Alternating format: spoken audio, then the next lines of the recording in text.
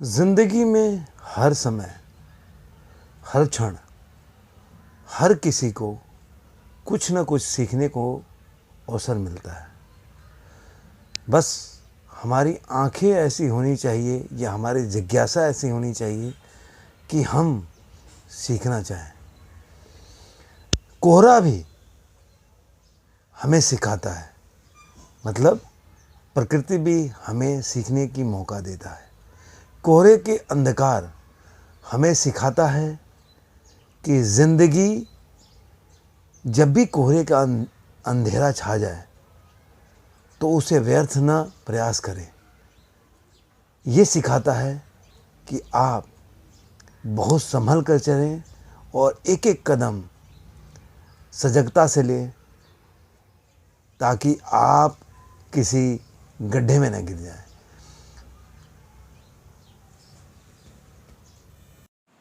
Subscribe कर लीजिए इस चैनल को और बेल आइकॉन दबाइए ऑल वाले पर, ताकि ऐसे ही और भी अच्छे अच्छे वीडियोस जो कि इस चैनल पे अवेलेबल हैं आप उनको देख पाएँ और ज्ञान की वर्धक की जो बातें हैं आपको भी वो सब सुनने को मिले। ज़्यादा से ज़्यादा इस वीडियो को या इस चैनल को शेयर करिए। जो भी आपको पसंद आता है उसको लाइक करिए, शेयर करिए अपने फैमिली एंड फ्रेंड्स में, और लाइक के साथ में, शेयरिंग के साथ में कमेंट करना बिल्कुल मत भूलिएगा। आपके कमेंट रिव्यू बहुत वैल्यूएबल है। हेलो दोस्तों, कैसे हैं आप लोग? उम्मीद करता हूँ इस बढ़ते हुए नए कोरोना संकट में आप लोग स्वस्थ होंगे और बचाकर अपने घर में रहते होंगे, बिना किसी आवश्यक काम के बाहर ना निकलते होंगे। कोई भी ज़िंदगी में जो हमारी परेशानियां आती हैं, हमें कुछ न कुछ सबक और सीख दे के जाती हैं, अगर हम सीखना चाहें तो। अगर हम आंख मूंद करके बैठ जाएं और अपने परेशानियों से या अपने मुश्किल दौर से कुछ सबक न लें तो ये दुनिया की गलती नहीं है, ये आपकी अपनी गलती है। मैं कहानी शुरू करता हूं, इससे आपको समझने में बहुत आसान होगा। एक बार की बात है, एक गुरुकुल में बच्चे लोग शिक्षा ग्रहण कर रहे थे और गुरुजी रहते थे। डेली का नियम होता था कि बच्चे अपने गुरुकुल में अपने गुरु के पास बैठकर शिक्षा ग्रहण करते थे। एक रोज की बात है, एक लड़का अपने गुरु से सवाल किया कि गुरुजी, हम तो आपको गुरु मानते हैं, लेकिन आपने ये कभी नहीं बताया कि आपके गुरु कौन है। मतलब आप तो हमें शिक्षा देते हैं, हम आपके शिक्षा को मानते भी हैं और उसका अनुसरण भी करते हैं, और हम बोल सकते हैं कि हमारे गुरुजी से हमारे को ये ज्ञान मिला, लेकिन क्या मैं ये जान सकता हूँ कि आपका गुरु कौन थे और आपने उनसे क्या शिक्षा ग्रहण किया? क्योंकि आपने कभी इस बात पे बताया नहीं और इस बात पे कभी प्रकाश नहीं डाला। तो गुरु ने बोला कि देखो, हमारे तो ऐसे बहुत से गुरु हैं कि इस समय सबसे बड़ा गुरु होता है। हर पल हमें सीखने का अवसर मिलता है। ये उस व्यक्ति पे डिपेंड करता है, निर्भर करता है कि हम सीखना चाहते हैं या नहीं। तो हर समय अवसर मिलता है और हर समय वो गुरु होता है, हर क्षण गुरु होता है। बस उस क्षण को आप गुरु मान के आप उससे सीख ले लो। लेकिन मैं आपको अपने 3 महत्वपूर्ण गुरु का उल्लेख कर सकता हूं, जिससे कि मैं मानता हूं कि मैंने इन 3 गुरु से काफ़ी कुछ सीखा। तो उन्होंने बोला, कौन? कह रहे, चलो मैं बताता हूं। उन्होंने पहला, मेरा गुरु एक चोर था। वो लोग स्तब्ध हो गए, कैसे कैसे हो सकता है कि एक गुरु हैं और वो जो शिक्षा देते हैं कि भाई चोरी करना पाप है, ऐसा है, और वो बोल रहे हैं कि मेरा गुरु चोर था। उन्होंने बोला, एक बार की बात है, मैं गांव में घूमते घूमते काफ़ी रात हो गई, और जब आधी रात को हो गई तो मेरे को कहीं सोने का या विश्राम करने का जगह नहीं मिल रहा था। तभी मैंने देखा कि एक आदमी कहीं दीवार में सेंध मार रहा था। सेंध मारना आप लोग जानते होंगे, खोद के मकान के अंदर घुसते हैं। पहले चोर लोगों की प्रक्रिया होती थी कि वो कहीं से दीवार में एक छेद लगाकर या दीवार के छोटे से जगह को तोड़ देते थे, उसके अंदर से वो दीवार में प्रवेश करते थे। ये उनका तरीका होता था, तो उसको सेंध बोलते हैं। तो जब सेंध मार रहा था दीवार में तो मैंने देखा, तो मैंने बोला यार पूरे गांव में मैं तो मेरे को कोई मिला नहीं, और आधी रात को तुम ही मेरे को दिखाई दिए, और मेरे पास अभी कोई जगह नहीं है विश्राम करने का, और नींद भी आ रही है और थकान भी हो गया है, तो आप मदद कर सकते हो क्या?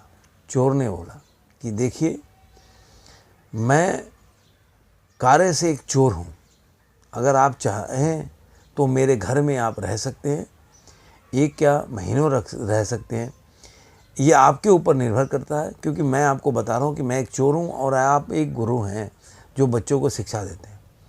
उन्होंने बोला कुछ नहीं, मैं आपके घर पे विश्राम कर सकता हूँ। गुरुजी को चोर घर लेके गया। गुरुजी वहाँ खाते थे और आराम करते थे। डेली चोर निकलता था अपने चोरी में। शाम को जब आता था या जब भी वो आता था तो गुरुजी पूछते क्या हुआ, आज तुम्हारा काम हुआ कि नहीं? तो बोला नहीं, कुछ नहीं हुआ, कुछ मिला नहीं। तो कह रहा कि क्या हुआ, इतने दिन हो गए तुमको कुछ मिल नहीं रहा, तुम डेली जाते हो। कह रहा कभी तो मिलेगा, इस आशा में जा रहे हैं, कभी तो भगवान सुन लेगा और मुझे अच्छा चीज़ मिल जाएगा जब मेरे को चोरी करने की ज़रूरत नहीं पड़ेगी, तो कभी लंबा हाथ लगेगा मेरे को। ये जो सेंटेंस है, वाक्य है, ये महीने भर मैंने सुना। उस चोर के चेहरे पे एक सेकंड नहीं देखा, केवल मुझे आशा दिखाई पड़ता था कि कल कुछ होगा। अब मैंने उससे ये सीखा कि जब भी मैं निराश हो जाता था, जब तपस्या में निराश हो जाता था, तो मैं सोचता था छोड़ो यार, ये सन्यासी की ज़िंदगी जो मैं पाना चाहता हूँ वो इतना तपस्या करने के बाद भी नहीं मिलता। तब मुझे चोर ध्यान में आता है कि जब एक चोर इतना आशावित रह सकता है, इतना होप रह सकता है, अपनी कार्य को नहीं छोड़ सकता कि एक न एक दिन वो अपने लक्ष्य को पा लेगा, तो मेरे जैसे साधु नहीं इतनी जल्दी थक जाएगा, इतना जल्दी हार मान जाएगा। तो उस चोर से मेरे को ये सीखने को मिला। दूसरा, मेरा गुरु एक कुत्ता था। एक बार मैं बहुत प्यास लगी मेरे को, अब मेरे को कहीं पानी नहीं मिल रहा था। सेम मैंने देखा कि एक कुत्ता आया, वो भी बहुत प्यासा था। वो दौड़ के गया कुएं के पास, मतलब नदी के पास, झील था वहाँ पे। वो पानी पीने के लिए जैसे आगे बढ़ा तो देखा कि उसका प्रतिबिंब जो था वो झील में आया। तो डर गया कि भाई अंदर कोई और कुत्ता भी हो सकता है, तो पीछे हटा। भौंकता था फिर पीछे हटता था, क्योंकि वो उसको प्यास भी लगी थी, तो झील का पानी भी पीना चाहता था, लेकिन अंदर वो अपना प्रतिबिंब देख के दूसरा कुत्ता समझ के पीछे भी हटता था। लेकिन अंत में उसने देखा कि अब उसके जीवन जो है पानी के बगैर नहीं जा सकता, नहीं वो झेल पाएगा, तो उसने छलांग लगा दिया। तो उससे मैंने ये सबक लेगा, एक कुत्ता जब इतना हिम्मत दिखा सकता है अपने लक्ष्य को पाने के लिए कि वो उसमें जल में छलांग लगा के अपने और प्यास बुझा सकता है, तो मैं जो अपनी सन्यासी की ज़िंदगी व्यतीत कर रहा हूँ, मैं क्यों किनारे से कि मतलब मैं गृहस्थ जीवन भी जीऊँ और सन्यास भी धारण करूँ, क्यों नहीं पूरी तरह से छलांग लगा के मैं ज़िंदगी को अपने नए तरीके से साधना करूं। एक बार मैंने देखा कि एक छोटा सा बच्चा मोमबत्ती लेके जा रहा है जला के,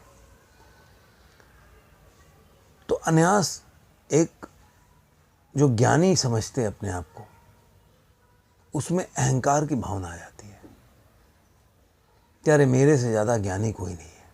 और ये आपको आजू बाजू से लेकर पूरी दुनिया में ऐसे लोग मिल जाएंगे, अरे मैं तो जानता हूँ, अरे तुम कुछ नहीं जानते। ये प्रवृत्ति जो होती है अपने ज्ञान के दरवाजे को बंद कर देती है, जिससे कि बाहरी जो ज्ञान और आता है उसको हम बंद करके वहीं से उसको विदा कर देते हैं। ज़िंदगी सीखने का नाम है और ज्ञान को जहाँ से मिले उसको आने देना चाहिए। लेकिन अहंकारवश कि हमारे पास ज्ञान है वो सबके पास नहीं है, मैं सब कुछ जानता हूँ, ये हमको उन चीज़ों से अलग कर देता है। तो बच्चे से मैंने पूछा कि भाई ये मोमबत्ती की जो जोत है कहाँ से आई? तो उसने कहा मैंने जलाया। तो कह रहे कि जब तुम जलाए नहीं थे तब वो जोत कहाँ थी जो जलाने के बाद आ गई? तो उसने मोमबत्ती पे फूंक मार दिया और बोला जहाँ से लेके आया था वहीं चली गई।